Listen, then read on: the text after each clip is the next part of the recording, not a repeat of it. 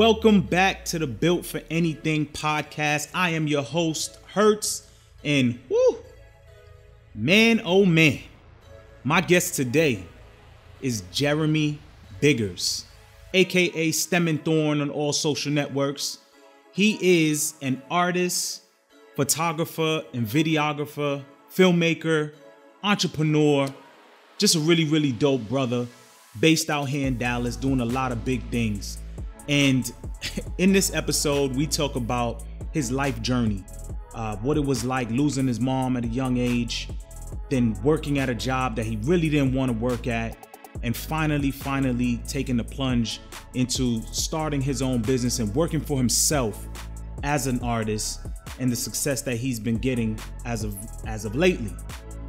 You really don't want to miss this. Also, we get into a little bit of chit chat back and forth about who is the better basketball player? Who's the best of all time? Is it Michael Jordan? Is it LeBron James? You don't want to miss that segment. And if this is your first time watching the Built for Anything podcast, please, if you listen to me on iTunes, please leave a review. It really does help the show. If you're watching it on YouTube, hit that thumbs up, leave a comment, all that good stuff. And consider signing up to my Patreon, so this way you can watch episodes like this in advance, as well as some other perks that I have on there for you guys. So, shout out to everybody out there. Without further ado, Jeremy Biggers. Enjoy the show. To figure out what you can do. And then she was like, even if you ever become one of the 400 best players in the world, NBA careers are short-lived, like by the comparison of your entire lifespan. So she was like, if you're going to make all the money you're going to make in your life in the 4 years that you're in the NBA, how will you spend the rest of your life after the NBA? So the NBA is one goal. What's the next goal after that? What's the goal after that? So with her, she was like, yo, what can you do for the rest of your life that will make you money for the rest of your life and doesn't have an age limit, doesn't have a athleticism ability limit, doesn't have, things that you can always do this thing. And so I was like, well, I was in band at the time. I was like, any normal kid, like, taking piano lessons, being in band, doing all that type of stuff. So I was like, I hate rehearsing. I'm not trying to do that at all for the rest of my life. The only thing I enjoy is drawing, like every single day, no matter what else I had on my docket, whether it was homework, whether it was basketball practice, football practice, whatever, I always came home and drew, like every single day. And so even at a young age, I was like, okay, this is something that I never get tired of doing. And so it got to a point where, like I said, I had a day job up until 2014. And my day job, was 40 hours a week. It was grueling. It was miserable. It was like, it became to a point where I was dreading waking up every day because I know I had to go to this place. And I know a lot of people have that feeling of, I got to get up and go to this job. Like almost everybody has that feeling. Yes. And so when my mom passed away in 2007, I basically was like, I'm not going to, because my mom passed away, she was 44 years old. I was at that point like 27, 26, somewhere in there. I basically told myself, like, I'm not going to waste my life. Like if I die tomorrow, I don't want the legacy that I've left behind, me getting up and going working in a call center, for 8 years or whatever. And so when she passed, I basically quit that same day and was like, I'll figure it out. Like whatever it is that I'm supposed to be doing in life, I'll figure it out. Like it's supposed to be art, it's supposed to be art related, something like that. So, so I quit my job. So I quit that job, got out there, fell on my face, was not ready to be a full-time artist at that point. Didn't have the clientele, didn't have the skill set, didn't have the work ethic. Even though my work ethic was strong, it wasn't what it needed to be full-time doing this. And so I got another job, got in ridiculous debt in that time after my mom passed. And then, like I said, got a job to try to stop some sort of financial bleeding. Like, I need to be able to pay some sort of bills, bro. And so I did that. And then after that, like I said, got to a point at that job. The whole time you were doing that, you still was working your other thing? You didn't completely just give it up and say, shit, fell on my face. Let me just get a regular thing. It was just like, let me stop the bleeding a little bit. So it was definitely let me stop the bleeding, but I'm still going to work on my thing. I'm still going to, paint. I'm still going to do this clothing line. I'm still going to do whatever it was, like just sharpening my, my sword, like just figuring out what I need to do. How can I not fail next time? What can I do to get out there? Like, it was still my goal to be unemployed, quote unquote, unemployed, not have a day job, not go sit behind the desk. Well, I got another job. That job was, I was working for a mentoring and tutoring company that goes into like low income schools of black and brown kids, basically showing them that there are people that look like them that have been to college. And showing also not only have they been to college, it's not just like a thing you can do, but it's also an expectation of you to go to college. And a lot of these kids, like, they've never seen anybody that looks like them, talks like them, listens to the same music, watches the same movies, watches the same, sports that was in college. Like, they just haven't, they thought it was like some random, some mythical dude that just, oh yeah, you're a college kid, whatever. So our whole thing was to send black and brown kids or, college kids into a school to show them like, yo, this is possible. Gotcha. And so I did that for a few years. That company ended up turning into, the CEO of that company not really sold it. He bought 18 smaller companies and gave up the mentoring and tutoring side of stuff to basically use because while I was mentoring and tutoring, they needed a graphic designer. They reached out to the dude that did like the Jordan brand design because for whatever reason he lived in Dallas. I didn't even know that. And so they reached out to him and they were about to give him the job. And I was like, before y'all give him the job, I'm already employed by the company. I went to school for graphic design. Give me a shot before y'all hire that dude. I'm sure I'm going to be cheaper than whatever he's going to charge you. Clearly. And so they did. They liked my stuff and they were like, all right, bet, you got the job. So now I become the only member of the graphic design department for this mentoring and tutoring company. Did that for a few years. Like I said, then the CEO sold that, like that idea that was done. So now he has 18 other companies and he used his HR department, his payroll department, and his graphic design department and pimped us out to the 18 other companies that he just bought. Okay. So now I went from being the only graphic designer for one small company to 18. Now I'm the only graphic designer for 18 companies. So everybody was hitting me with all these requests and all these ridiculous, like. I'm assuming that didn't come with a pay raise. Oh, hell no. Hell no. Okay. Not even close. Didn't even get a cent pay raise. Like, didn't even come with a single. Didn't come with, and like, I don't want to sound like I'm shitting on him. Like, I love him to death. Like, that's my guy. It was a business move. Yeah, it was definitely a business move. And I was like, if I'm being honest, it was the most lax, chill job up until that point anyway. So it was like, I'm clocking 40 hours a week, but I'm really only doing 10 hours a week worth of work. So I really didn't feel like I had a leg to stand on to be like, yo, I need extra money, B. Like, give me. So I was like, okay, I can't really ask for a raise, but I kind of need a raise, bro. Like, I need some sort of monetary compensation for the amount of work that I'm about to have to start doing. So did that. I remember the final nail in the coffin that I was like, yo, this is it. Because I had been kind of toiling over whether or not I needed to quit. And, like I said, I was getting miserable. I was hating waking up every day. And my wife was just like, yo, you need to quit that job. I hate that job. I don't like what it's doing to you. Like, you need to get rid of that place. And so, like I said, I was to the point where I was really trying to figure out, like, do I really want to do this anymore? Like, something needs to change. Like, something in life in general just needs to change. And so with that particular job, I remember we were at South by Southwest in Austin. I was on vacation and I purposefully told them before I went to vacation, yo, I'm not taking my laptop. I'm not taking any work. I'm not taking any work because every time I left, because I'm the only designer, like, even though I was hourly, when I left work every single day, they had other stuff for me to do. So they were like expecting me to, all right, this company is in California, so they're 2 hours behind, and they're like, yo, we need this by tomorrow morning. I'm like, yo, I left at 5, bro. Like, I don't know what to tell you. Like, it's not going to get done until we need it by tomorrow morning. So there was just too many of those instances happening. So like I said, we were on vacation. I was like, I'm not taking my computer. Don't hit me up for nothing. Don't call me for nothing. I'm not doing anything while I'm on vacation. Of course, they call me and they're like, yo, we need this done, blah, blah, blah, blah, blah.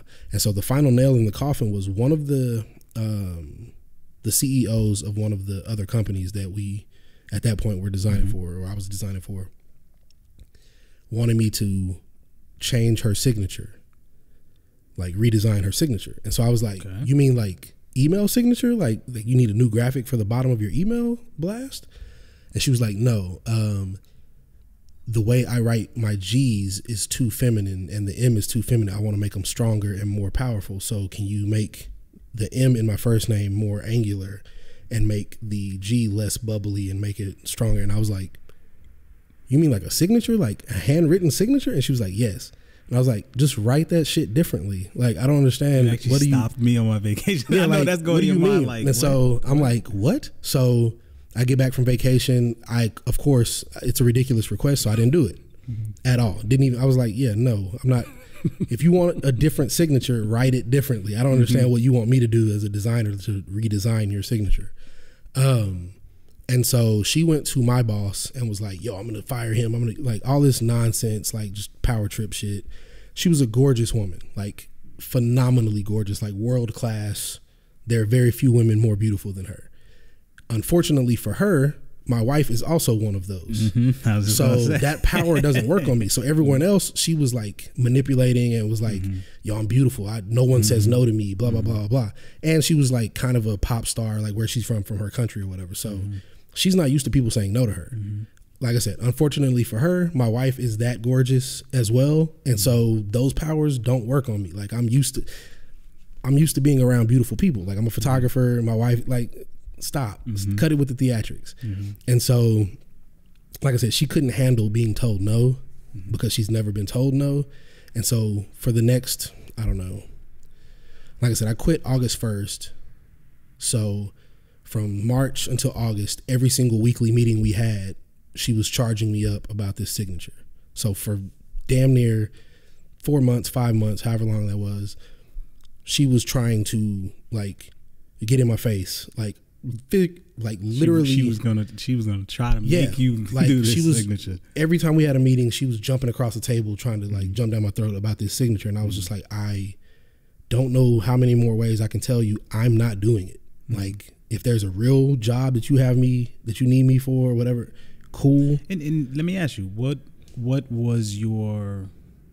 deep inside, or what was your main reason? Because I'm sure some people probably watching this probably thinking, for a couple bucks, like, or whatever, just do it. But I'm sure there's probably a reason. What was there, like a particular thing that you just was like, look, I'm not doing that? Yeah, it was the principle. It was the, like, did you feel like it was a meaningless thing to ask? Meaningless. It was meaningless. It was, this is something you can do for yourself. I don't need to do this. Because, like I said, there was a lot of jobs that were coming through, a lot of different things that I was like, I don't understand why we're doing this. Like at this particular time, like I said, it was the final nail in the coffin, because that was the thing that went on for like 5 months. Wow. And then she wouldn't let it go. Yeah, she would not let it go. And then she just kept trying to be petty and add stuff onto it, like to just be like, okay, let me see. Yeah, like being super passive aggressive. Let me see.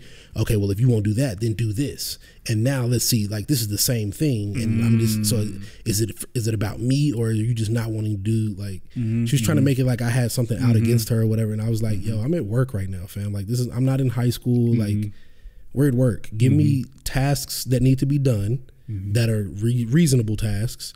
Not like, I'm a graphic designer. I'm not a whatever the people that study handwriting are, pathologists or whatever. Yeah, whatever. Like, I'm not that guy. I'm a graphic designer. Like, you asking me to redesign your signature is the equivalent of me asking me to like go garden your front yard or something. Like, that's not within what I do. So you asking me to do that, I don't get paid to do that. I'm like, no, I'm not doing it. So, like I said, I think it was just a matter of the principle of like, how dare you ask me to do, like, it was the power play that she was trying to pull. And so I was just like, I don't work for you, I work for him. And so, like I said, the final nail in the coffin for me was, it was right around the time that Dallas had the Ebola scare. And so, which by scare, it was 2 people got Ebola.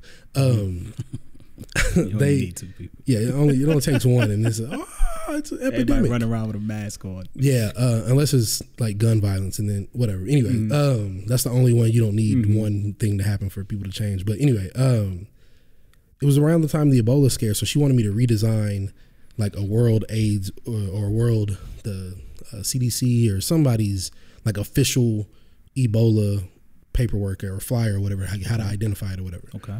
She wanted me to basically take their layout and copy it verbatim and then put her company's logo on the bottom. And so I was like, okay, if I'm doing all of that work to recreate this and you want it to look exactly like the same colors, same everything, you just want a different logo at the bottom, why not just use this one and put your logo at the bottom? I don't understand why I'm going through the process of the hours it's going to take to redesign this whole thing or create this whole thing, even though like it already exists. Like if it already exists and you can download it, just put your logo on it. Like I don't understand what we're doing here. And like I said, she tried to fight me on that too. And I was like, you know what? I'm done. I'm out. I'm not doing this. Cause at that point, like I said, I'm working 40 hours a week, getting $100 a day, basically. And at that point, like in my own creative career, I'm charging $100 an hour. So if I'm charging $100 an hour, but I'm at this job 8 hours a day, only making $100 a day, like my day job became a side hustle that was getting in the way of my real job. It was getting in the way. Yeah. So I was just like, yeah, I'm done. Like, I don't have to talk to you ever again. Like, I don't have to deal with this. Like, I don't understand what we're doing here. And so that was the very long story. Yeah, but that was the beginning.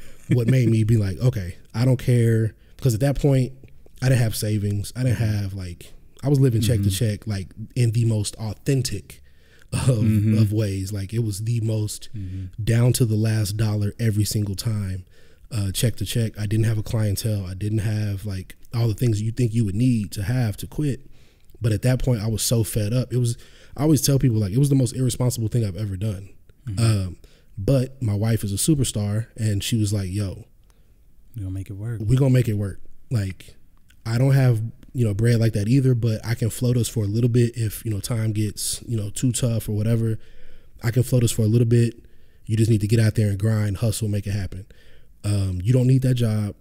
Fuck that job. Get out of there. It's, super toxic. It's affecting your mood. It's affecting your health. Like just get out of there.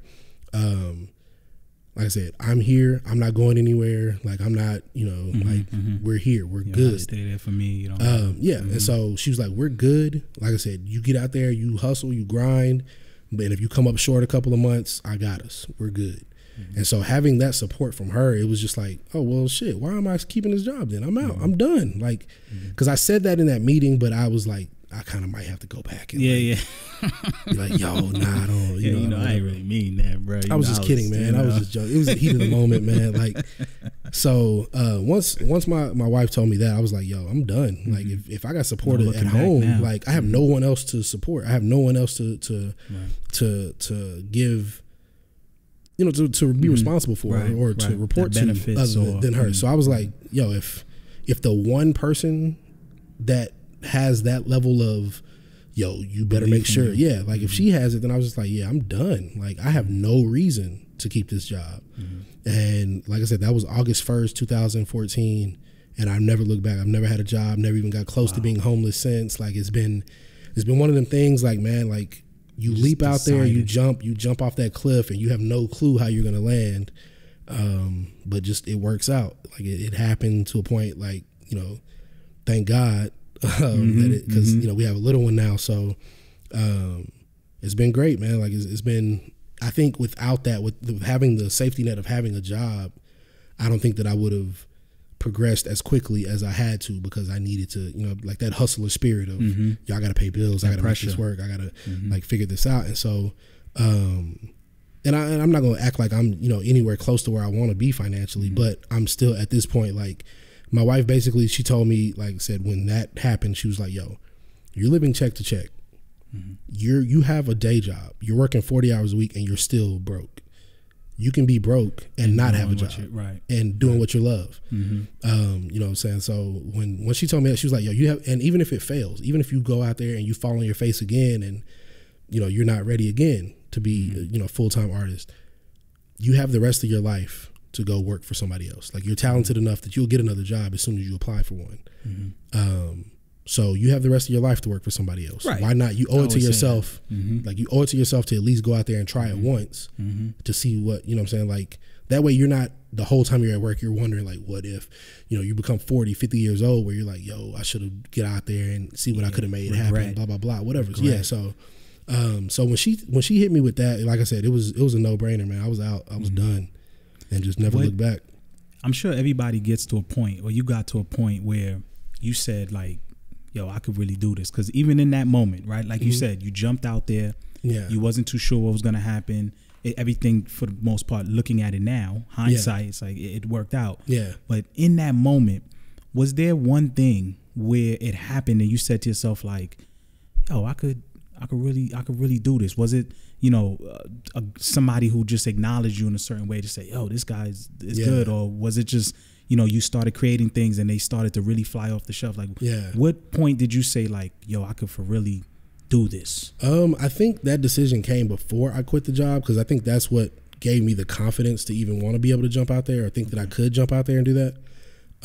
But I think after I quit, the thing that moment for me, it wasn't necessarily as much about, you know, pieces selling, because I was always selling artwork. I was always like doing that type of stuff. So it wasn't a moment like that. I think the conversation with my wife to encouragement, the encouragement like from her is what put me over the edge. And I was just like, yeah, I've always had that hustler grind out mentality. Like I grew up in the hood. So that's just what, like, you know, you're ingrained in that. So, doing that, and like, I don't want to make it seem like I was like, we grew up in the hood, but we were still middle class. Like I don't want anybody to think that it still was a grind. 8 kids in a room type thing. Like it still was a grind though. Like my parents had 4 kids, like 4 kids in a 2-bedroom house. Like that's still like, even in middle class, that's still kind of like you know, my brother, there was years where me and my brother I was sleeping on a pull-out couch and he was sleeping on just the love seat. You know what I'm saying? Like folded up on the love seat. So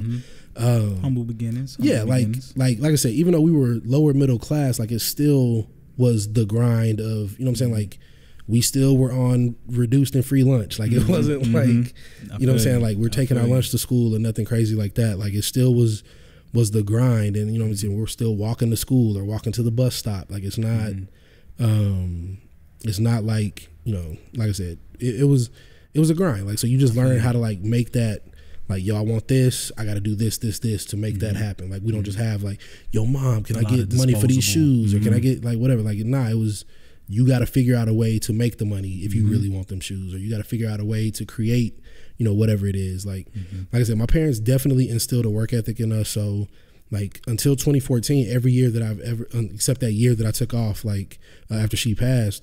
So you mentioned, yes, growing up at home, it was a grind. Yep. Here's what I wanted to ask you. How did you come up with the name Stem and Thorn? Because it took me a second, and I don't know if maybe I'm just kind of slow, I guess. I don't know. But when I first looked at it, I didn't break them apart. You know how on IG everything's just kind of together? All jumbled together. So I was like, and then I said, okay, boom, boom, boom, Stem and Thorn. So I was like, okay, so there might be some meaning behind that. So what's the meaning behind the handle? So shortly after I quit my job, I got linked up with this guy that had a clothing line. The clothing line that I ended up partnering with him, like I came in to shoot a couple of photos of some of the product he had. I had some ideas that I was like, yo, I tried the clothing line stuff before, it failed, it was terrible. And so I saw that he had a little bit of potential, and so I was like, yo, I know I'm here to shoot these photos, but what if you did this? So, you know, it didn't take long before, like after 2 or 3 shoots, that he was like, yo, you got some really good ideas. Yo, what if you became, you know, our guy, like full time? And so with me having a design degree, whatever, it was a natural fit. So we did the clothing line. It got super successful, like selling internationally. Like I'm talking hundreds of packages a week, like just t-shirts going out the door. It got to a point where, you know, just everybody creatively, because it started as 2 artists coming together to create something and doing it under one hub, one name. We brought on other people, that became a way bigger thing, and then it always was intended for us to separate and go do our own thing, like use this as a platform to lift us up. So instead of, you know, one person trying to push a car uphill, like it was a team of people pushing a car uphill, but it always was intended that when we got to the top of that hill, everybody go their own way and go do what they wanted to do, but use this as a vehicle to get to where they wanted to go. And so once we got to that point where we were like, everybody was having creative differences and we were starting to argue about stuff and starting to get really like, you know, tit for tat, being like super nippy about like little things. And it was like, okay, it's time for us to all go our separate ways. Mm-hmm. And so at that particular point, I was salty. I was super mad because, you know, like I said, hundreds of packages a week were being shipped out. I was the one shipping them. No one else. Like, there's a team of 9 people. I was the only one handling shipping. When we got T-shirts printed, I was the only one driving all the way out to, you know, the middle of nowhere to pick these shirts up, quality control, get them back. I'm the only one showing up, you know, to bag, fold, categorize like sizes, all that. Like, I'm the only one orchestrating that. I'm the only one showing up to, you know, events or whatever that we have and making sure the clothes are out displayed correctly and doing all these things. So it was all this stuff that I was doing that other people that were on the team were like, yo, I'm not doing that. Or we do a fashion show and I'm like, yo, I need you to iron those shirts. I'm not ironing them shirts. I'm not doing this. So it was like, I'm doing all this back end work and y'all show up to the party when shit is done. And like, and then I'm hearing people, you know, talk to me like, yo, I love this, and I love this. And they're like, yo, you know, appreciate it. You know, we work really hard. And so as the person as the person that's doing the actual work, seeing them take credit for the actual work, I was salty. Like, I was super pissed off about it. And so when we split, everybody did their own clothing lines, like their own separate clothing lines. So I was like, all right, I'm gonna do a clothing line.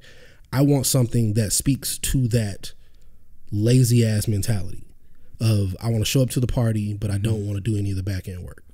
And so I'm, like I said, I'm a research guy. That's what I do. That's what I enjoy doing in my free time. I don't watch TV that much. Now that I have a little one, it's a little bit more where I'm laid up with her watching, you know what I'm saying, TV or whatever. You know, all the cartoons, I'm sure, of course, right now. Yeah. Like, shout out to Gumball. Gumball is my shit. Oh, Lord.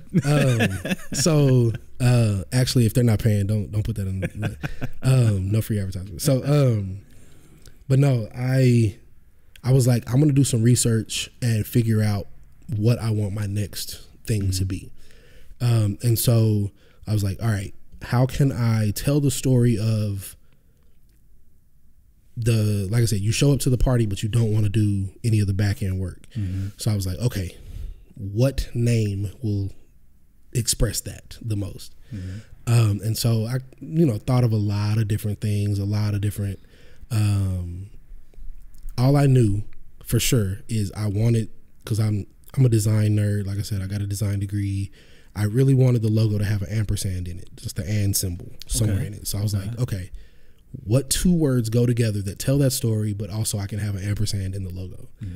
Super nerdy, like type Sanford nerd. and Son. Yeah. So I was like, what can I do? And so I was like, okay. Went through a lot of different versions, talked to one of my other design homies, and she was like, okay, so this is your list of words. Because like I said, I came up with a list of words and I was like, okay, which words work together, which words, whatever. And so she basically was like, because I was trying to figure out this one or this one for the thing. And she was like, why not use both of them? And so I was like, oh, I didn't think about that. Cool. Because then I can still have the ampersand there. Because it was basically going to be like you said, like STEM and son or, you know, something like that. And she was just like, why don't you use that? And so I was like, yeah, that actually makes sense for what I'm trying to do. And so basically that long story to say, Stem and Thorn is, everybody sees a rose and respects the rose as like a beautiful entity, a beautiful thing, but they don't really pay attention to the hard work that went into creating that rose and developing that rose. And so you need the stem, which is like the life force and everything you put into it to nurture that thing that you're building. So, for example, if I, you know, me being a painter, if I'm ask you to come to an art show, you come to the art show, you know, see the paintings on the wall and you're like, yo, that's dope, cool, you go home. Now, if I invited those same people that came to the art show to come to the studio and sit with me for the next 12 hours while I work on this painting, no one would want to do that. Yeah. No one at all would want to sit there and literally watch paint dry. And so it basically was the learning to love the process and not necessarily the end goal, the end product, like learning to love that process. And so the stem is the nutrients and the thorn is like the protection of that life force so that it can get to full maturity. And so once I figured that out and I was like, okay, this is perfect. Because then with the clothing line that I was doing, I was like, I could do thorns, I could do roses, I can do like all these things. And then I told myself, I want this to be a clothing brand for other artists, other designers, not necessarily just this big fashion house thing. Like, I don't want that. I want it to be more like, I'm making clothes for designers. I'm making clothes for me, basically. Like, I don't want to have to go to Urban Outfitters or H&M to buy my clothes. I want to be able to make exactly what I want to make, put that money back into my pocket. I got you. It kind of reminds me of what that Tupac verse where he talks about the rose coming out of the concrete. Exactly. That's essentially what he's saying. People love the rose, but they don't realize what it had to go through in order to get there. So, And so it reminds me of.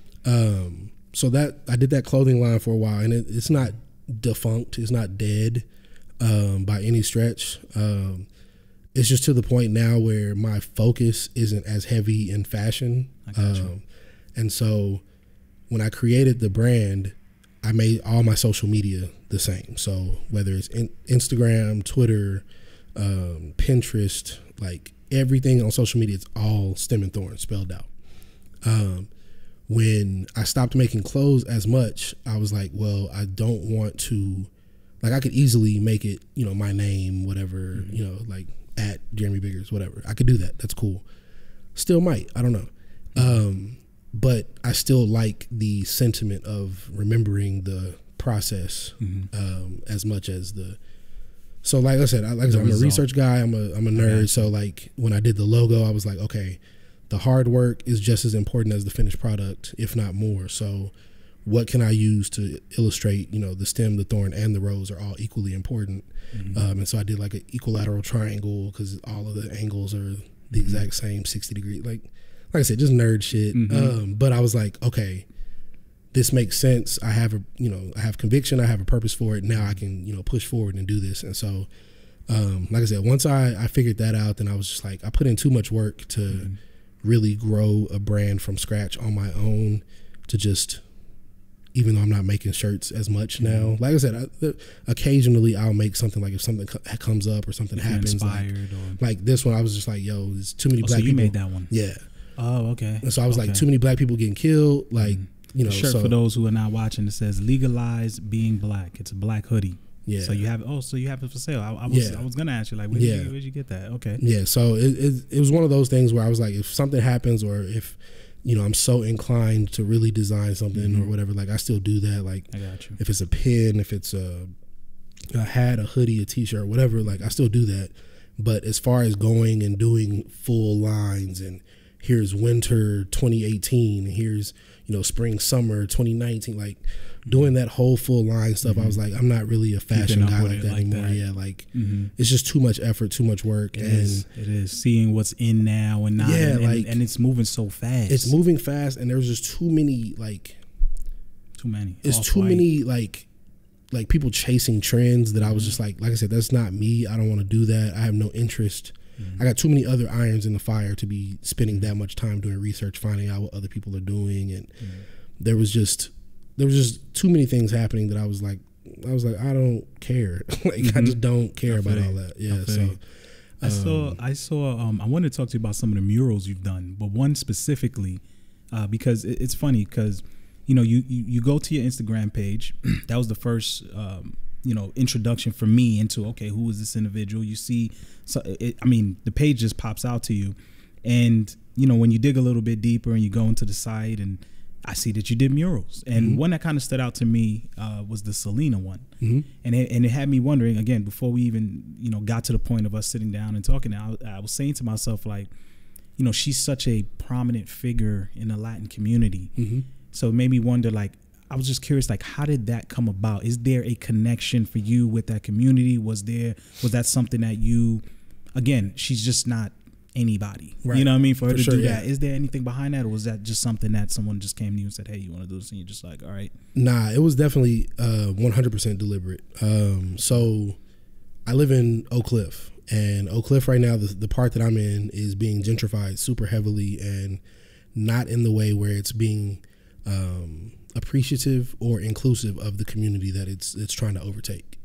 And so And that particular, like where that mural is located and everything, like every single part about that mural is meticulously thought out. And I told a friend of mine, I was like, hey man, I really want to do a mural on Jefferson in that part of town of Selena. Like I really want to be the one. Like I'm sure there's somebody else that, you know, that fits in the community. Yeah, that fits that's a Latino or somebody that probably is more qualified, quote unquote, to do that.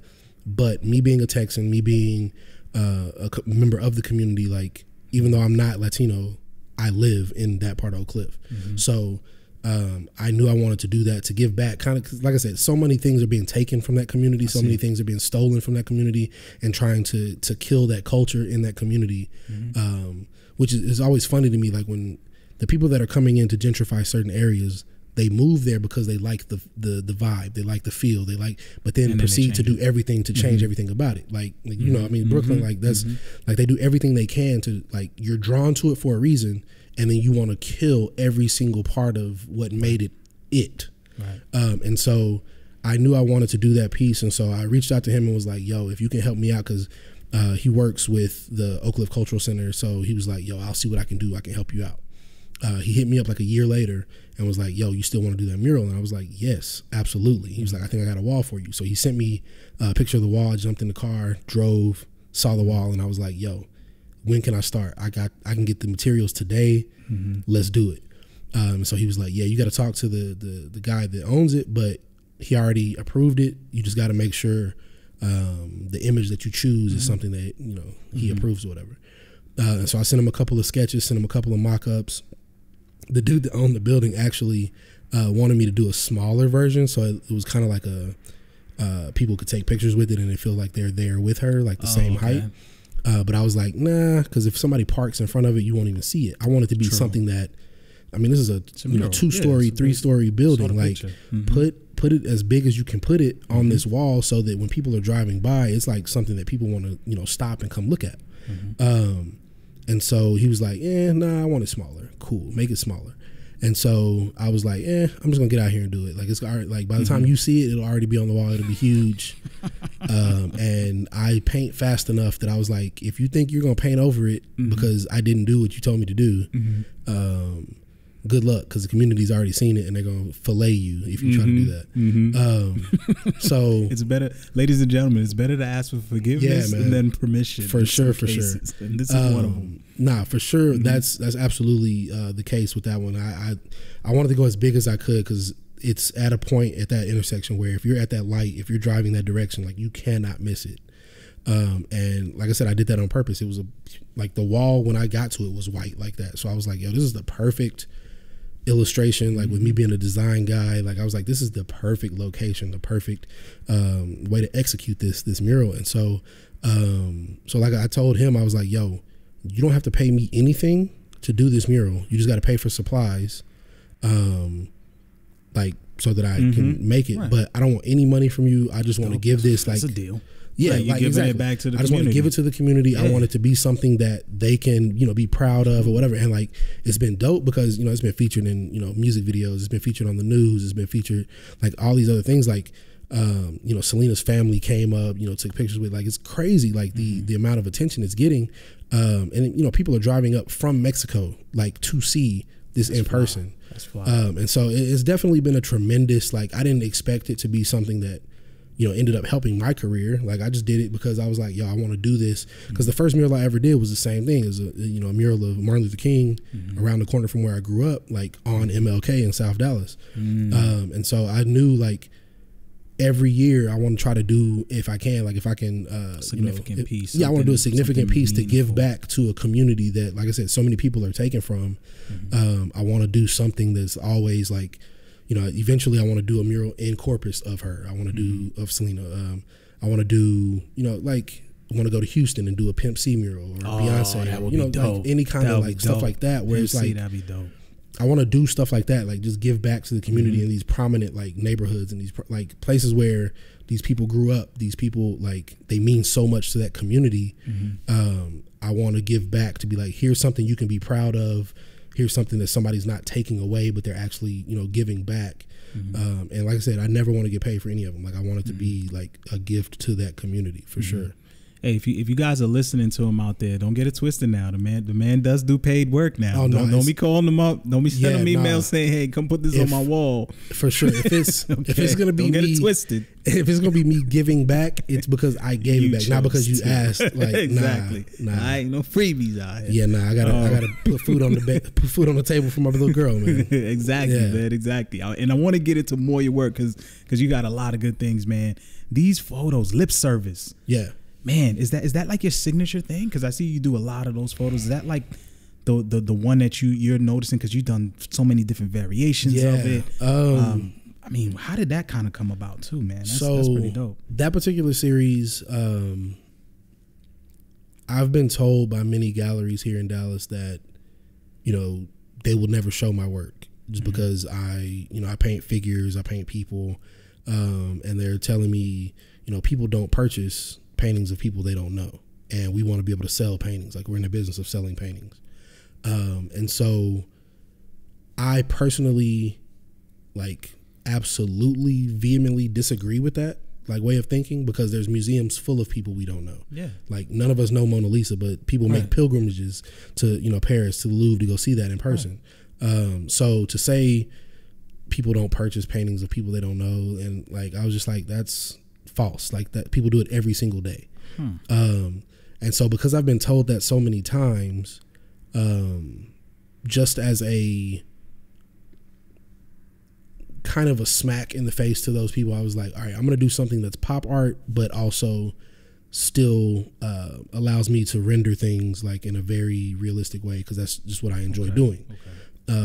So let me get this correct, because as you're explaining, I'm figuring this out. So it's not that you showed them the lip series, the lip service, which I encourage you guys out there, just go to his IG page, you'll see exactly what I'm talking about. It's not that you showed them this and they didn't like it. You had previous work that you just didn't show the face. It wasn't a person that they could recognize. Right. So they didn't want to deal with you because of that. Yeah. And so it kind of drove you to do this. Yes. Okay. Yeah. And so, basically I was like, okay, what can I do that, so I have two main things that have become my signature style. So the Janice series, which is the duplication of faces, the doubling, like that stuff, is like my personal, that's my baby. I'm super protective of that work, because it's so personal for me.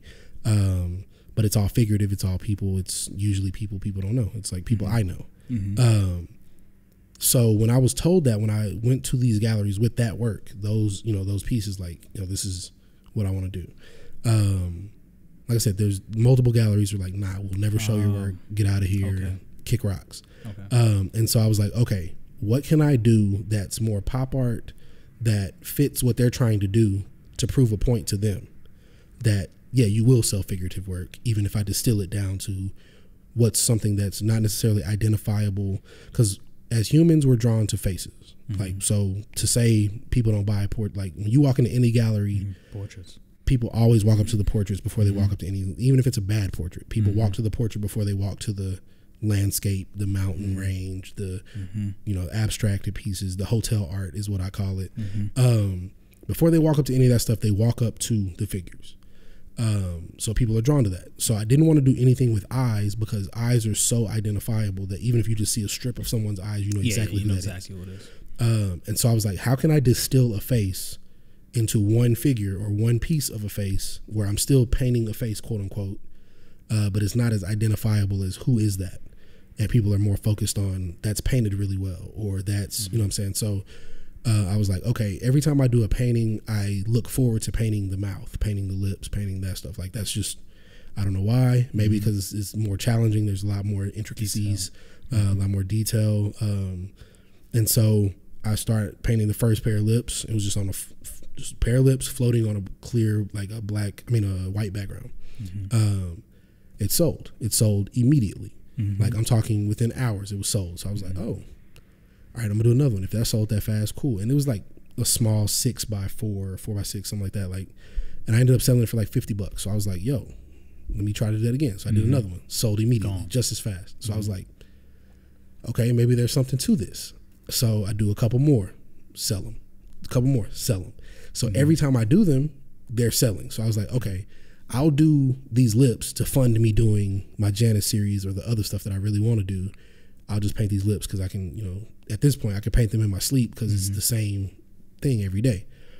Well, I switch them up a little bit though. Yeah, well, I was doing that at first, and then I was like, well, this is going to get boring, and people aren't going to buy them anymore because it's the same thing over and over and over. So I was like, how can I change them so that it kind of makes people that even if I have one, I can now get this other one because it's so different than the one that I bought before. So it's like doubling up on the same customer or consumer base. So I was like, okay, this is what's going to pay my bills, and it'll allow me, like doing these will allow me to do that. And that way I don't have to paint like people's grandparents or paint my family portrait, or I can use the lips as my way of, because I still enjoy painting those. I can use that to fund me painting the stuff that I really want to paint that I don't care if it sells or not. I don't care if I make any money on that. I just want to do something that's more meaningful, that has more of a message.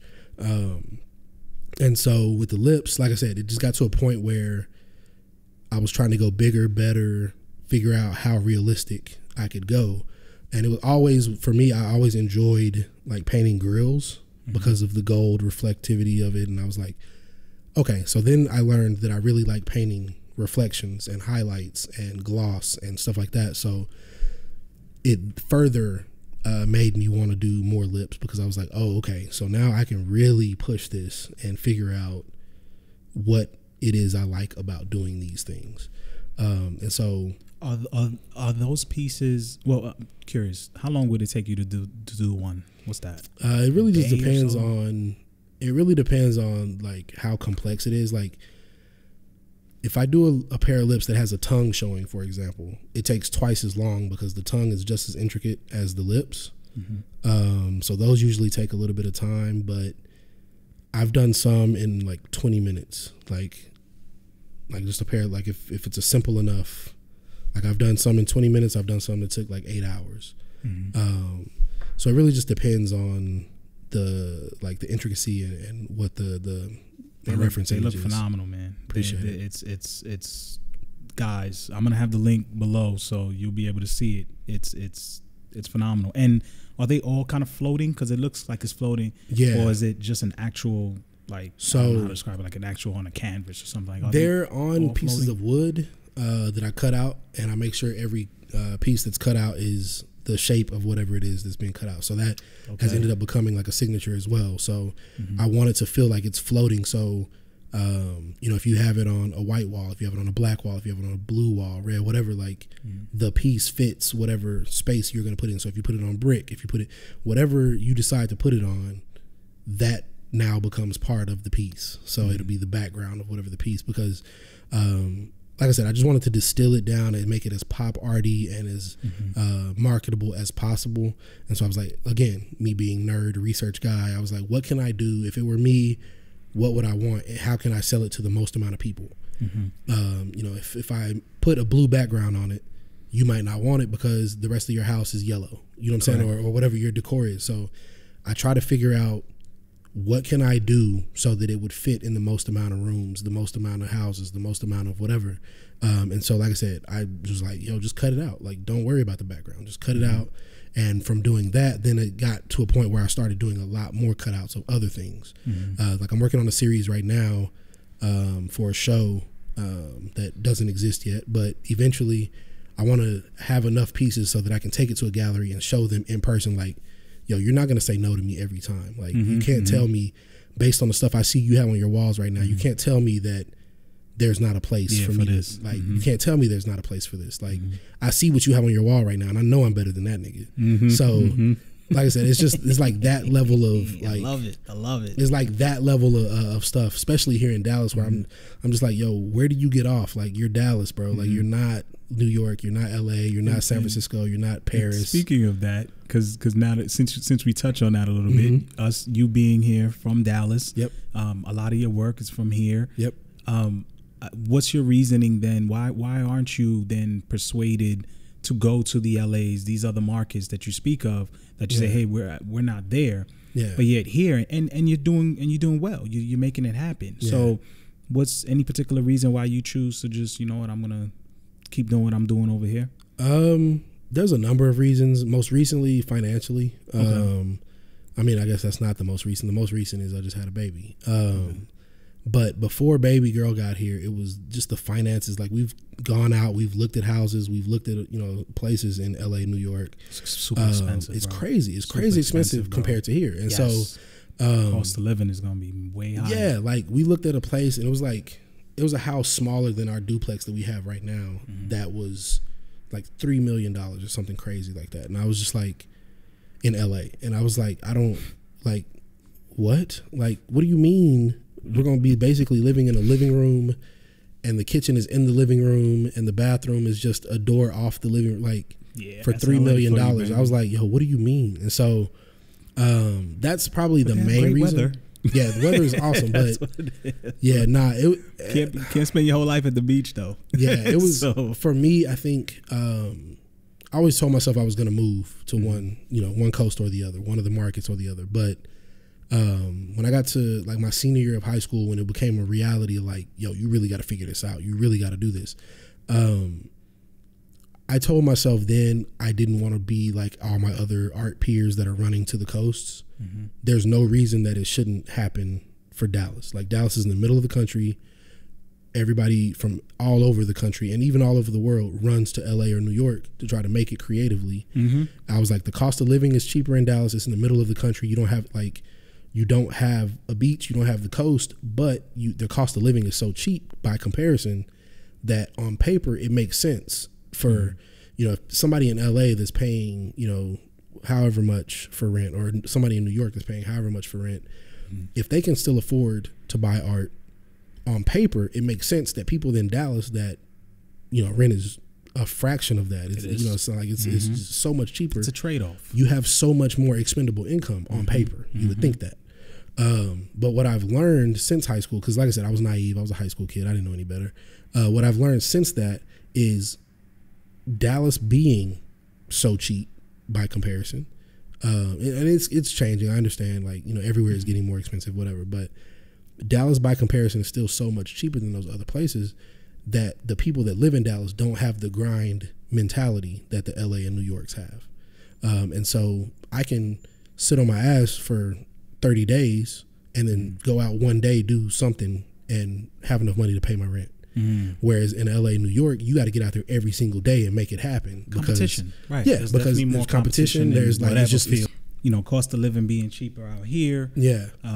You know, and also your creativity, you're able to kind of stand out more in Dallas, where you know, if you go to New York or LA, you know, you're gonna run into several artists doing the same thing. They probably got connections, so even if they're not as talented, they know who they need to know. They know the people. And it's gonna take you a while to even catch up over there. For versus sure. here. And like for me, like I'm a competitive person. Like I said before, like I'm a basketball, football guy. I thrive on competition. Like, I'm probably unhealthily competitive. Like, I'm way too competitive sometimes. And so, so I welcome that challenge if I was to go to LA or New York to do that. Here, like I said, it's just a matter of, on paper, I'm still falling into on paper, it just makes more sense. Like, it just, there's too many people, too much oil money, whatever. And there's a community, like there's an art scene here. Like, it doesn't make sense for anybody. And recently I've been telling myself, like, yes, there are connections in LA, New York, San Francisco, Miami, you know, Chicago. There are connections in these places that have these art scenes.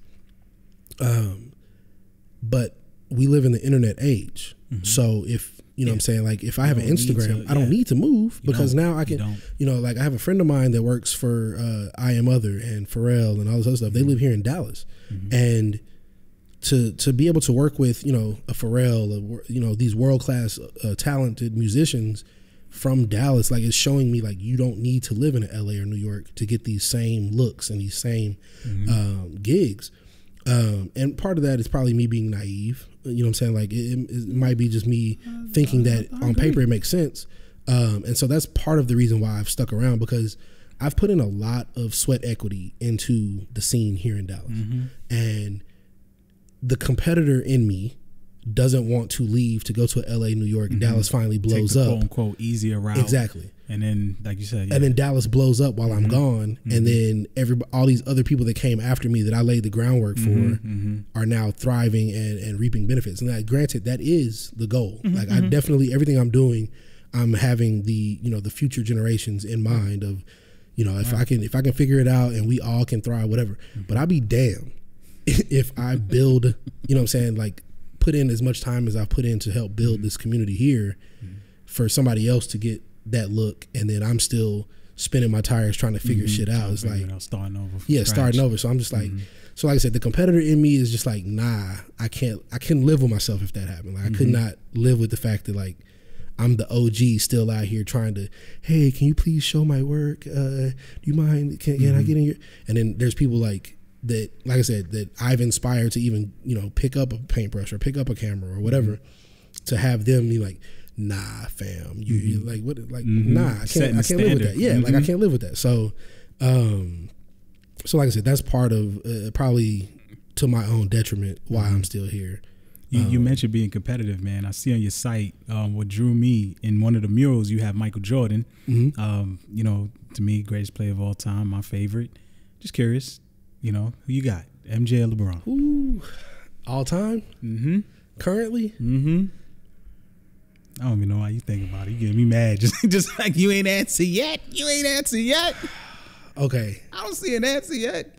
So I'm gonna say I don't see LeBron in these murals, bruh. Nah. I don't know what you ain't answered yet. Nah, Who I'm you gonna got? say Who you got? And don't tell me about no school, bruh. I don't hear about no school. We talking about basketball. We talking about basketball. We talking about basketball. We're talking about basketball. Putting the ball in the hole. Greatest of all time in the hoop. I'm gonna have to say LeBron James. Oh my God! I'm gonna tell you why. Blasphemy! I'm gonna tell you why. The blasphemy in this podcast. I agree that Michael Jordan is the greatest in his era. Do you think, as a Michael Jordan fan, and I'm a Michael Jordan fan, we're gonna do the era thing. Go ahead, bro. I'm just saying. Okay, we even if we take eras out, let's take eras out because it is a completely different NBA. There was hand checking back then. Like I get it. There's completely two different NBAs. The rule changes to allow more scoring. All that, I get that. But as a basketball fan, Michael Jordan was the blueprint, and without Michael Jordan, yes, there would not have been a Kobe. There would not have been a LeBron. I get that. I respect that. But LeBron has taken everything that MJ showed him, the blueprint, like the groundwork, and has evolved the game in a way that, like I said, it's just a matter of the evolution of the game because he had something to look at. I have to say LeBron because if you look at Jordan, who's a better shooter, pure like 3-pointer, long distance shooter?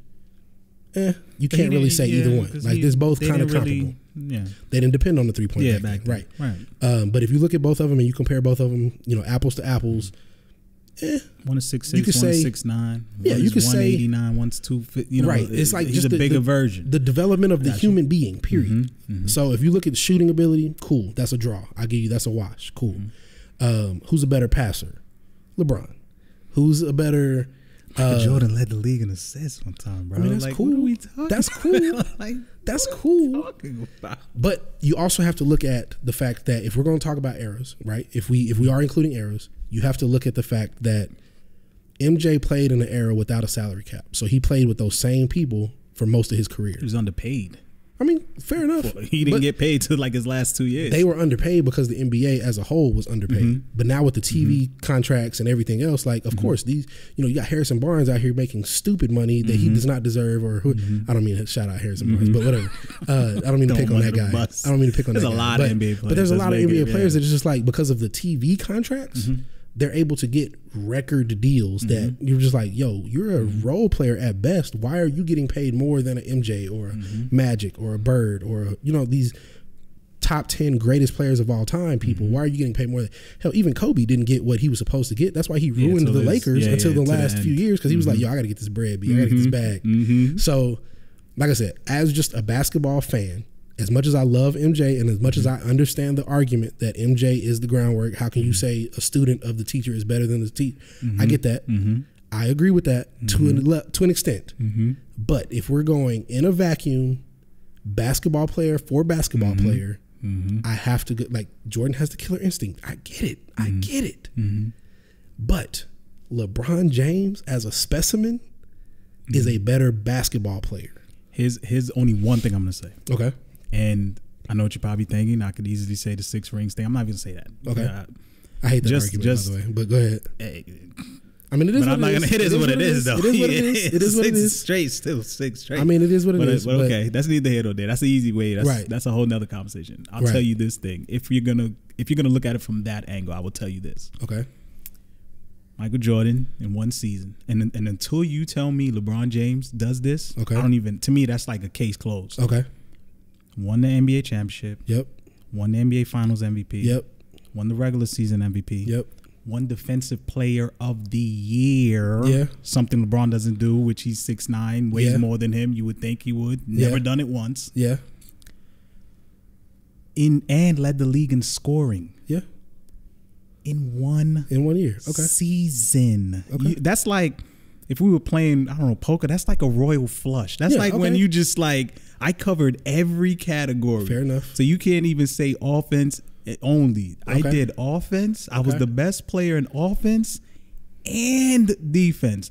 There is not one year that you can say LeBron was the best in both of these categories. You can say he was doing really great offensively. You can say he was really great defensively. Yeah.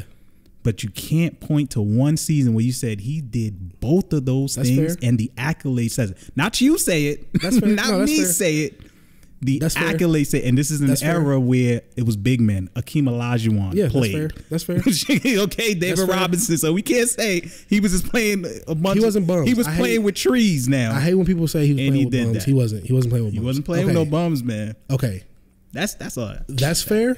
That's a very fair point. Extremely fair point. But to that point, led the league in blocks. But to that point, he's 6'6". To that point, no one in the NBA plays defense anymore. Now. So to compare like defensive accolades, Kawhi Leonard, I mean, Kawhi, like handful. Kawhi is the only person that plays defense, and because he's the only person that plays defense, he's a standout defensive player. And it's like, bro, like after Jordan retired, the defense in the NBA, because that's not fun to watch for the consumer, they changed the rules. They sped up the game. They changed like different things. You know, they cut out the illegal defense. Like they did all these things to try to get scoring up so that the viewership, especially after the Palace, the brawl, the Royal Rumble joint. So they were trying to get fans back. So they changed the rules so that it was more entertaining for the fan base. So to try to compare like defensive accolades back then, like I said, again, hand checking was allowed. There's all this other stuff. So I get it. It's a different era in that regard as well. What I will say about that though is the biggest dude as a human, like they were tall, but they were skinny tall. And they were strong. They were definitely strong dudes. I give you that. Jordan did win when Shaq was here. So let's not act like he ain't win. Shaq was in the league now. That's a good point. Shaq, Orlando lost him, came back, and won 3 when Shaq was still there. They would have lost to Orlando if Nick Anderson missed them free throws. But actually, I think that was retirement year. Actually, no, I think that was the retirement. They did lose. He came back though, washed them up. Yeah, that was fair. But Nick Anderson by then already had the yips, and if Nick Anderson would have made them free throws, fair God in that man. If Nick Anderson would have made them free throws, Houston wouldn't have had them championships either. But anyway, that Shaq and Penny team was so nice. Yeah, man. They should have never. They should have never. The ego, man. The ego of Shaq, man. That Shaq and the Penny ego of Shaq, man. He couldn't take it. He couldn't take it. That might be one of my favorite teams of all time. That Orlando they squad could have been something serious had they stayed together. Anyway, so back to, I feel you, and I will concede that point. Like, yes, best player on offense and defense, yes, cool.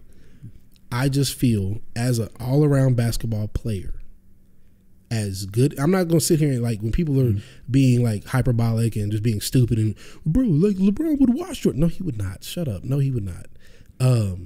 He's just in LeBron's era because of personal training and dietary. You know, it's like they're just life. Better athletes. Cars are better now than they were a couple years ago. Medicine's better now than it was a couple years ago. They're just better athletes of life now. than there were back then. And there were some athletes back then. But now there's just freakish, like, how are you jumping that high? How are you moving that fast? How are you, 7 foot, bringing the ball up the court, making decisions? You know what I'm saying? Kevin Durant, Giannis, like all these people, like just the athleticism of now is different than back then. Correct. So I don't think it would be a landslide victory. It would be a down to the buzzer. LeBron just barely muscled him in for an and one lay. Like it'd be that type of LeBron over, Jordan for me. I just feel like when it's all said and done, even if like LeBron retired today, I think LeBron barely edges Jordan. Barely. It's impossible. Barely. You're talking about a ghost. This man is a ghost. I mean, that's fine, bro. And what's interesting is starting in January, February, they're actually coming out with the Michael Jordan like documentary type of thing. Yeah. And I was like, man, I think they need to do this because I really do. It's been that long ago. People don't remember, where it's like, do you like the stuff I see? I'm like, I've seen it with my own eyes. Yeah, me too. I'm in my 30s. I've seen it. Me too. I'm not talking about nothing I seen on YouTube. I'm telling you, I sat with a TV the size of this iPad. Yeah. Right here. I remember seeing this man and I'm there. Okay. Like, I'm not too young and I can see it with my eyes. I was about to say, I am old enough as well that I'm not, like you said, like I'm not watching highlights. I'm not watching, like, I was watching actual games. And like you said, like as a person that watched actual games of both LeBron his whole career and Jordan most of his career, being old enough to actually, you know what I'm saying, like watch and know what's going on.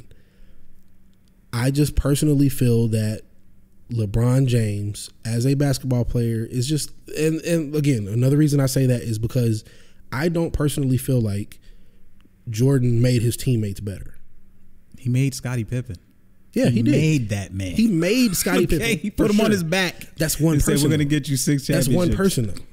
Hey, I mean, LeBron is out here with arguably a worse team. Like, people always try to act like LeBron had a better team. No, I'm getting on my Lakers. No. I'm saying LeBron with Cleveland. The first time he was at Cleveland, he had a worse team than AI did when he made it to the finals.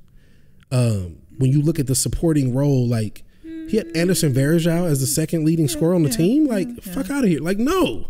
So Jordan had. I won a game though, so that's why I'm like, that's true. AI, true story. He got a game. But AI had some shooters though. AI had shooters on that squad. He carried that team. He got him a game. He had some shooters on that squad. Swept up out of there.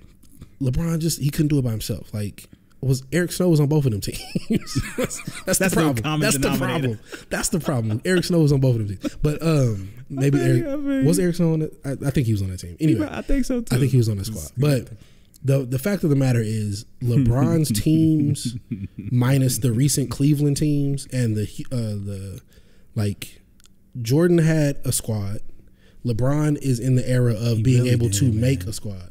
Luke Longley. I mean, Luke Longley was garbage. He had some burgers on that team. He had bums, but the thing is, he had shooters. The thing is this: they knew, they knew their role. They knew, like, look, when it came down to it, pass him the ball. Yes, but he also raised their level because they knew if they would have messed up, he would have been on their ass. Would have had them up out of there.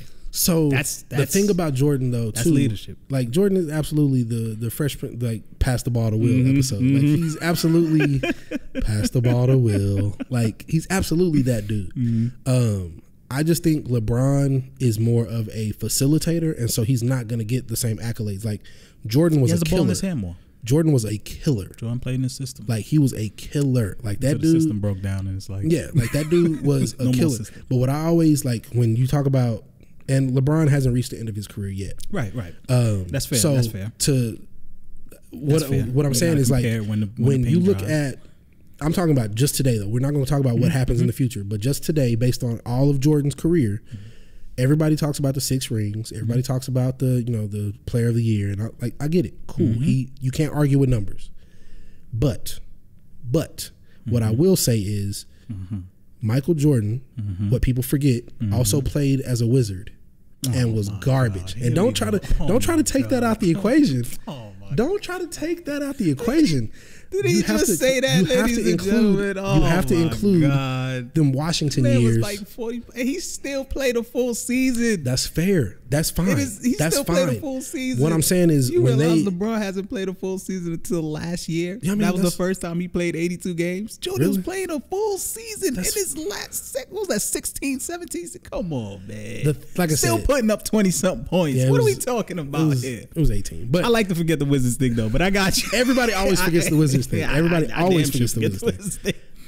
Everybody forgets the Wizards, and them shoes during the Wizard era was garbage too. Anyway, so like I said, if you're gonna talk about Jordan, you got to include them Wizard years as well. Oh my God, you got to include them. You know what we gonna do?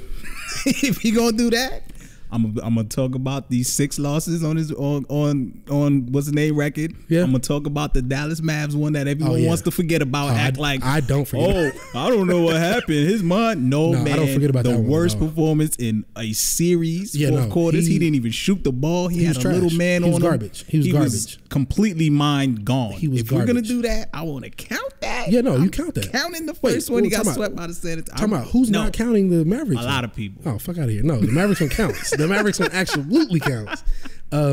See, that's beneficial for you. I'm assuming you were here at the parade. Everybody was loving it. Of course. That 2011 was lovely. Mm-hmm. But I agreed because I said the same thing about LeBron. When the Mavericks beat LeBron, that's when LeBron became LeBron that we know now. Before that, LeBron was like, he didn't belong in the argument with Jordan, with Kobe. He didn't belong at all in the argument before that Maverick series, or even after that Maverick series until the next year. Because, like you said, like he had JJ Barea posting him up. He had Jason Terry giving him that work. Yeah. And I'm just like, bro, this is Jason Terry and JJ Barea. And I love them, but it's JJ Barea, bro. Like, this dude is 5'8" at best. What do you mean you're letting him post you up? So LeBron became, but I feel the same thing about Dirk. Like everybody talked all this big shit about Dirk, and he needs to go down into the post, and he needs to be, you know, a big man. He needs to go until he won the ship, and then all of a sudden he's the greatest European player of all time. I don't know what to tell you about it. He's just, and so it's like the same thing with LeBron. He needed to get that ass beat in the finals, them couple of times. And like when people try to act like, well, Jordan went 6 for 6 in the finals. That's cool. But there was a couple of, I was about to say, he struggled to get there. And if we're going to count the 6 championships, are we also going to count the times he got beat in the first round of the playoffs? Are we going to count the times where he got beat before he made it to the finals? We're only going to count the fact that LeBron has made it to the finals however many years in a row it is now. Yeah, he might have lost, but every single time LeBron has been in the league, keep in mind, he's made it to the finals. Keep in mind, LeBron didn't even get to the playoffs his first 2 years of being there. I think not until his third. Michael Jordan's been in the playoffs from the time he got there. That's fine. Okay, that's fine. So when we talk about Raw, that's fine. If you're gonna tell me he was real, I'm saying from the time he got there. So you tell me how many 85? players? 86. Okay. From the time he got there, yes, the Celtics was getting rid of him. Yes, the Pistons getting rid of him. Yeah, but how many players do you know? How many players that are good today that hasn't even made it to the playoffs? Yeah. Their first 3 years, from the time he got in this league, he's been going, and that's with garbage players. That's with no Scottie Pippen. So don't tell me about no Scottie Pippen. I'm not gonna talk about Scottie. Scottie was not there. What I will tell you though, still going to the playoffs. What I will tell you though, in that the Bulls picked what number that year when they got Jordan? Oh man, what number did they pick? I think it was number 3, 3, 4, something like that. Okay, he definitely wasn't number 1 because that was he wasn't number 1 pick. Yeah, number 2 was Brad Daugherty. Yeah, he was number 3. Yeah, so it doesn't matter. The point of the matter is, there was a reason Cleveland was the number 1 pick when they got LeBron. There was an absolute reason. Cleveland been garbage since forever. So, okay, cool. Jordan made it, but he was also playing in a Eastern Conference with the Cleveland Cavaliers in 1985. Oh man, I can't. He was playing in a conference with You're killing me right now. Yes, he had the Knicks. Yes, he had the Pistons. Yes, he had the Celtics. Oh my God! That's what I'm about to say. I'm like, but he also forgot about them. No, but what I'm saying is he also played in the East with the Bucks. He played in the East with the Nets, the 90s or the 80s Nets. Like every team can't be great. I mean, it's fair. That's what I'm saying. Like every team got to be great. You can make it to the playoffs in the East if you have these historically bum ass squads. The Cleveland Cavaliers, or I'm sorry, the Cleveland Browns of the NBA historically. He had plenty of those teams in the East as well when he came into the league. So making it to the championship, make it to the finals make it to the playoffs his first 2 years, fair enough. I'll give you that. I want you to keep that same energy when you talk about how LeBron keeps going to the finals in the East. Keep that same energy. For sure. Because that's why he made it. That's why he made it. And that's why he got there. That's why he made it. For sure. Keep that same energy. But the point I'm making is, I agree that the only reason LeBron has made it this many times is because the East is so historically garbage. But like you said, like you can only play who's put in front of you. Now we gonna do that. You see this? If Jordan it didn't apply to Jordan. He played with, it was the bums in the East. It was bums. Nah, it was LeBron. You got to play the ones in front of you, man. That's what I'm saying. Like, you see what I'm saying? Jordan made it. I'm going to give you that. I'm going to give you Jordan made it because it was a weak East, but LeBron also did because it was a weak East. I'll give you that. The Knicks.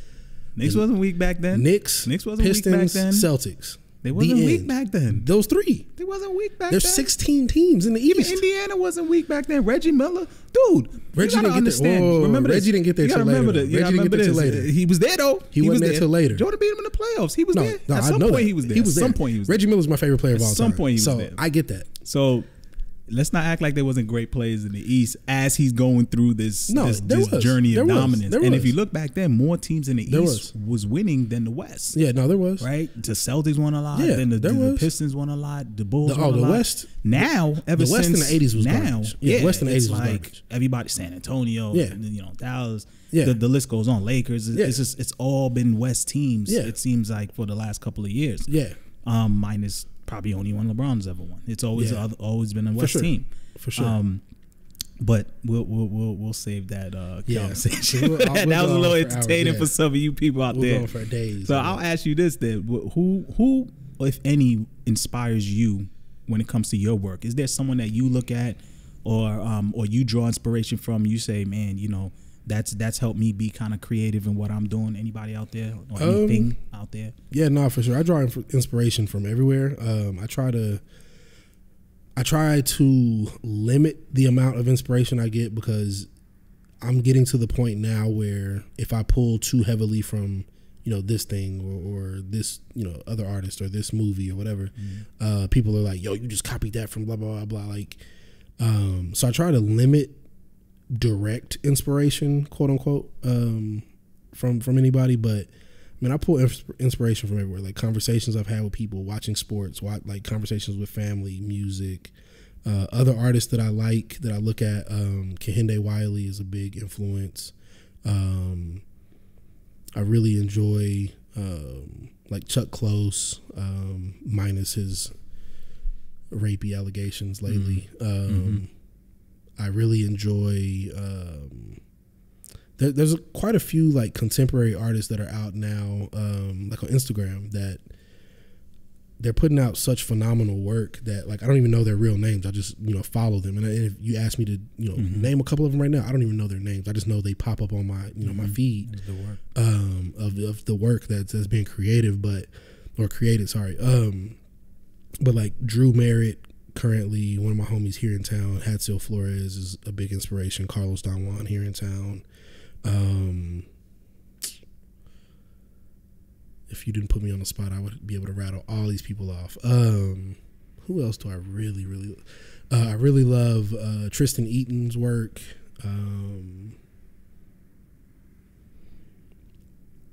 Has any of those people that come to mind, have you ever met any of them? Have any of them ever kind of reached out to you through social media and kind of said, man, I like your stuff, or any of those people? None of them that, none of them that aren't local. So, nah, not yet.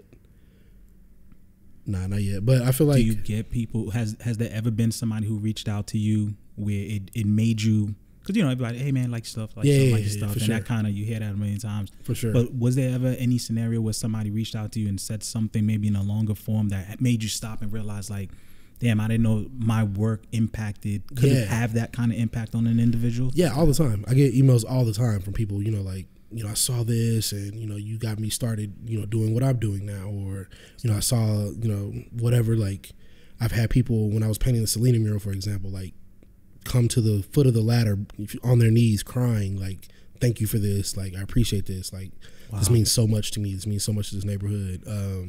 like I said, I get messages all the time from people. Wow. And it's crazy to me every time. Like, I don't take it for granted. I realize, it's a blessing that I get to do what I love, and actually get to impact people's lives. So, every single time somebody comes to me, like, it's never just like I know, appreciate it. I know, it's humbling every single time. It makes me, realize like what I'm doing it for. It's not like, I'm trying to make money. I'm trying to put food on the table, right. But to have that impact on someone's actual life is profoundly meaningful to me. Like, to be able to say, like, I'm the reason someone is doing what they're doing, like that they doing what their love or whatever. Like, I think probably the most meaningful one, I'm not gonna say the most meaningful one, but one that stands out in my head right now is like being approached, because my wife makes music. So shout out to Sam Lau. We were at one of her shows and people came up and talked to, I'm used to them coming up and talking to her after the shows or whatever, but the fact that people were coming up to meet both of us, like crying, like, oh my God, this is so huge that, I've always wanted to meet y'all. I see y'all online. Like, and the fact that they're crying, asking for autographs is just like, I'm still at that point where I'm just like, what do you mean you want an autograph? Like, I'm me. Yeah, like, I'm me. Like, what do you mean sign something? But like I said, it's cool. Like, I'm embracing it now. Like, it's to the point where it's like, I think the first time that that it really was just like, yo, I'm really like, this shit is getting crazy. Was I was out of town, like somewhere I've never been. Me and my wife out of town, just, seeing the sights, bouncing around the city or whatever. And somebody came and they were like, hey, aren't you? And I was like, yo, what? Like, being recognized out of town, like by somebody in a city that I've never been to, never even remotely been close to that city, being recognized by somebody. I'm just like, yo, this is crazy. Like, this social media stuff is nuts. It's no joke, man. Yeah, it's people nuts, see man. you out there. What I know most people, especially like myself, we're our biggest critics, right? Especially when you're passionate about something. Yeah. You put a lot of work into it and then you put it out there and you're still constantly trying to get better, right? You see some of the flaws. Is that the same for you? Do you feel like you're your harshest critic? And if so, like, how do you keep taking it to the next level? I definitely am my harshest critic, but I know my wife is trying to compete for that spot as well.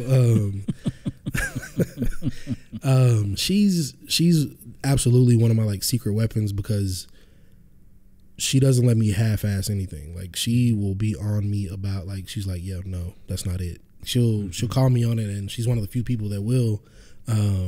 And so definitely I appreciate the fact that she's not like letting me rest on my laurels and rest on my resume. Like, she's like, nah, you got to be bigger, better every single time you put something out. And so, I mean, for sure, there's those times where you just have some sort of creative block and you just need to get something out.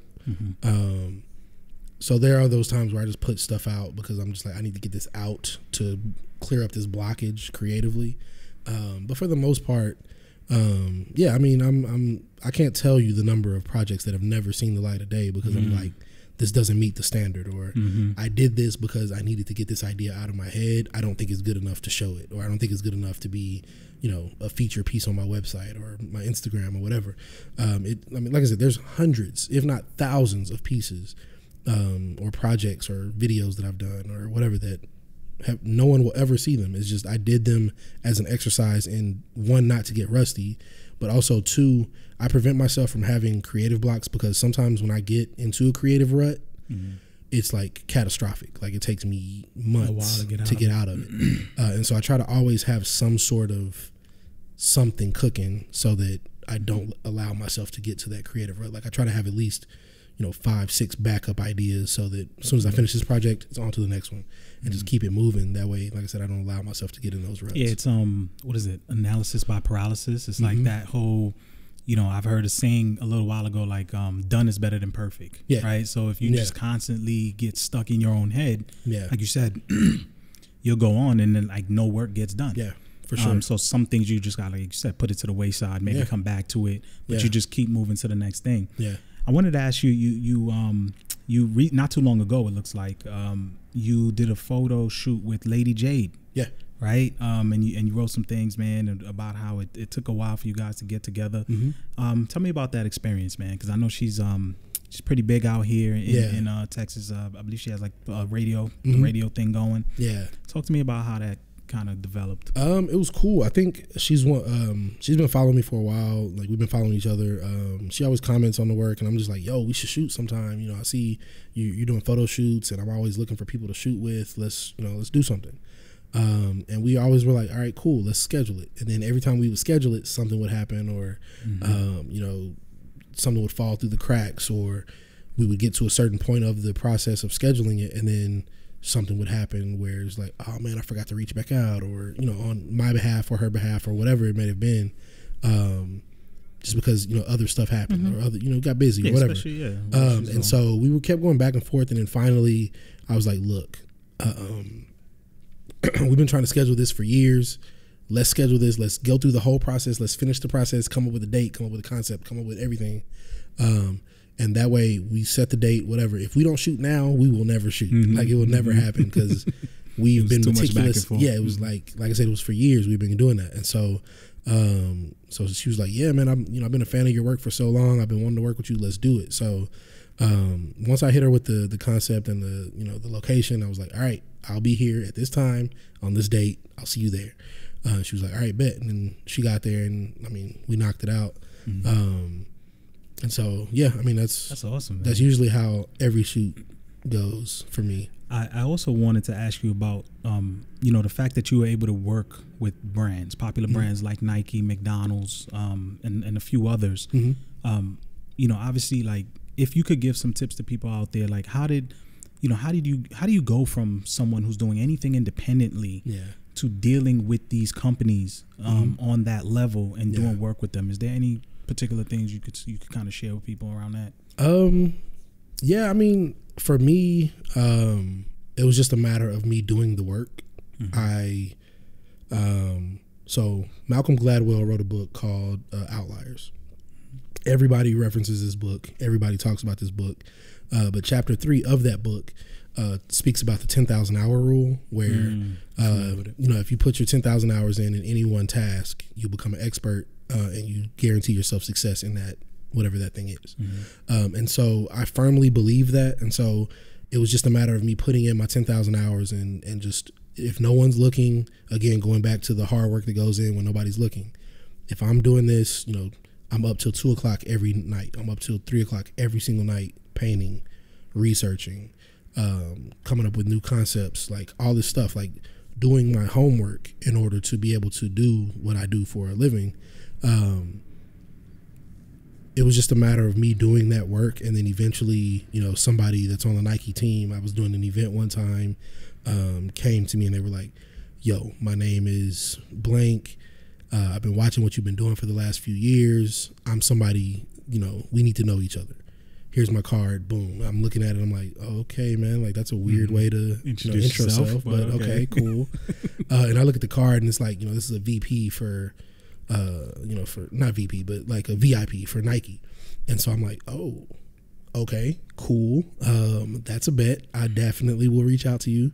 And so doing that event, or doing that project with them, led to, some just other gigs. It's just, like I said, it's just me doing the work. It's not like me reaching out to these brands at this point. Like, I'm probably going to start doing a lot more of that this coming year, because I do enjoy working with the bigger brands. It's a cool little process. It's a headache and a half most of the time working with them, but it's cool. It's cool experience to say, like, yo, I'm here at the Star with the Cowboys and Nike doing this event, and that I was chosen by Nike to do this event, or I was chosen by Adidas to shoot this video, or I was chosen by McDonald's to do this, event or whatever. So if I'm doing my own thing and they're just happen to finding me doing that, then this next year, like I said, I'm going to spend more time reaching out and showing, like, boom, boom, boom, here's what I've done. These are who I've worked with, whatever. Just to get more of those gigs, because truth be told, those corporate paychecks aren't small, like, at all. Okay. So being able to do a lot more of those type of projects, like, yeah, absolutely. I will gladly take So guys out there, if you're in the field, if you're an artist or photographer or something, that's something to definitely work towards. For sure. Because it's definitely worth it. Yeah. Man, we've been going, bro. We've been going. Anything I didn't cover, man? Anything you wanted to touch on? I mean, just like I said, social media is all stem and thorn. It's the same on everything. Stem, like a plant's stem, and like the conjunction, and thorn. Yeah, it's basically it, man. Like I said, I answer all my emails myself. I don't have like a team of people doing this. Like every project I've ever done is just me, with getting some feedback from my wife. So, yeah. So it's like I said, if you want to reach out, you want to hit me up. Like I answer my DMs on Instagram. Don't do no weird shit. I have a wife. I have a kid. Don't come with the weird shit. But can you paint this? I mean, I'm fine if it's business. Like I'm fine if it's business, but don't come with no flirty. Oh, I'm trying. Like keep that. Like I'm happily married. So keep that to yourself. I respect that. I respect that. But yeah, like I said, just hit me up.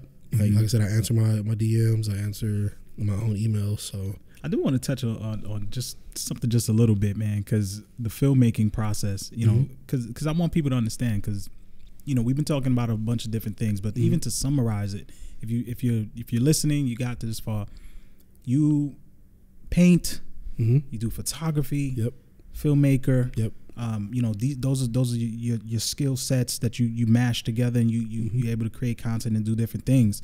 I know we touched on the painting side of things. We touched a little bit on the photography with Lady Jade. But in regards to the filmmaking process, like, and these are all things that are, for the most part, self-taught, right? And so even so everything that you're doing, I'm assuming, helps you with those other categories. Oh yeah, for sure. Right. So now when it comes time to you to do, filmmaking, and I saw some music videos and things and projects that you've done, I'm sure your consistency in those other areas benefit you, even though they're separate. Oh yeah, absolutely. I'm sure that attention, absolutely, you're still able to leverage that. So if you could just kind of share quickly, because I know there's people out there that might be doing different things, right, that can't connect the dots or feel like I just have to stay in one lane. Because again, you could have easily just said, I'm just going to paint. I'm just going to do this particular thing. Like some people do. They just commit to that one thing. Yeah, for sure. But you're good in these other areas, and you're still leveraging those other areas. So if you could speak on that. For sure. I think for me, the biggest thing was, like you said, like everything that I do feeds off of everything else that I do. So for me, I'll spend a little bit of time and really focus on painting and really getting really good at painting and really good at composition and really good. And by doing that, then my composition when I go to photography is now better, because now I'm paying attention to, interaction of how, the rule of thirds and the golden ratio and like all these things that I'm paying attention to within the frame. Now when I shoot a photo, now I'm still seeing that same way. But now because I'm perfecting my lighting on that, and now I have the ratio and the composition, now when I go do video, now I'm paying attention to how is this lit, how is this how is this moving, how is the camera being motivated by the story, how is things like that. I can pay attention to all those things, and now I can frame a shot better because I worked so hard on the painting side. Or if I'm working really hard on lighting on, like I said, my video stuff or my photography stuff, when I go back to painting, now I'm seeing the painting, and it's not just a key light from the front. Maybe I have a rim light from behind. Maybe I have, so it's different things like that I can incorporate within each each thing. So it absolutely is all these different disciplines are helping to the same common goal. Is they're all sharpening my abilities in every single field. One thing I did want to touch on too, as far as like people that are multi-hyphenates like myself that do multiple things, a lot of people will, family, friends, like galleries, like other professional, they will tell you focus on one thing, get really good at this one thing. Don't split your attention, don't split your time. While I agree with that, if you're going to go ham and go hard and just focus on one thing, like if you're not good at juggling certain things and being the same level of detail on every single thing you do, then yes, I will say focus on one thing. But if you are able to give your all and focus on detail on multiple different disciplines, for me, I hate when people put their limitations onto me. So just because you can't do it doesn't mean I can't do it. So when somebody tells me, well, you can't do that, nobody's ever done that, or you're not supposed to do that, you're only supposed to pick one thing and do this and do that, whatever.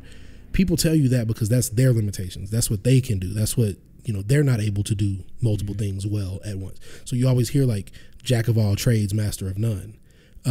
Like people always throw that phrase at people. Yeah, they throw that phrase around. But what they forget about that phrase is there's another part of that phrase, and I forget exactly, you know, how that phrase goes in terms of verbatim.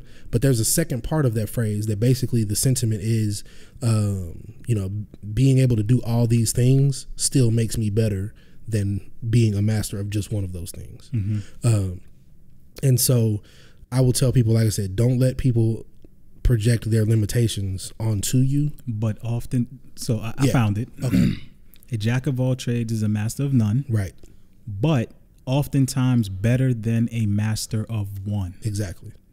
So there you go. So, like I said, people, they do that all the time, and they try to downplay your abilities. And so, like I said, I just tell people, like, don't ever let somebody put their limitations onto you. Just because they can't do it doesn't mean you can't. And so for me, that's how I've always lived. And I can be great. Just like I said, I can be great at videography. I can be great at photography. I can be great at design. I can be great at painting because I give it my all, and I pay the same amount of attention to every single detail on every single thing that leaves my hands than when the public sees it. You know, Prince was somebody I looked at too, and I said, man, this guy was multifaceted. Yeah, for sure. He wrote music, produced music, he played several instruments. He did so much. Yeah. And so I think when you do have a passion, it does go back to, okay, are you as passionate in these other areas as the other? Because like you said, if you really good, or you really want to do one thing, but then you're trying to do three things, then I see what you're saying. Right. But if you have the same attention to detail, you describe it, you go at it the same way. You're passionate about those areas. Yeah. Then who's to say you can't be great in those areas? Yeah. Well, who says that? And like humans in general are just multifaceted. That's what, like, a lot of people don't want to realize that just because I do multiple things in the same type of field, like, you can be great at your day job, but also be a great organist at your church. Or you could be great at, you know, basketball, like playing pickup basketball with your friends, or at the, you know, 24-hour fitness, or wherever you hooping. You could be great at basketball, but then go home and be a great father, or, you know what I'm saying? Like, people in general are multifaceted. Like, you have multiple areas of your life that you can be a good husband. You could be like good chore doer at the house, or whatever. Like, you can be that. So to tell artists, like, you got to pick one thing, like, you can only be good at vacuuming. Like, you can't be good at, you know, washing dishes or cleaning the gutters or washing the car. You can only be good at vacuuming. It's like, that shit is silly to say that to somebody if they're giving it their all. Now, like you said, like, again, if you're half-assing everything else, but you're really paying attention to how you vacuum, then you can only be good at vacuuming. But if you, like I said, just don't let people put their limitation on you because they can't do it. Nah, man, I couldn't agree more, brother. Couldn't agree more. We're gonna wrap this up. I don't know if you mentioned, let people know exactly where to find you. I know, again, talk about your website. And some other things if you have some stuff coming up. Yeah. Like I said, it's Stem and Thorn, spelled out STEMANDTHORN.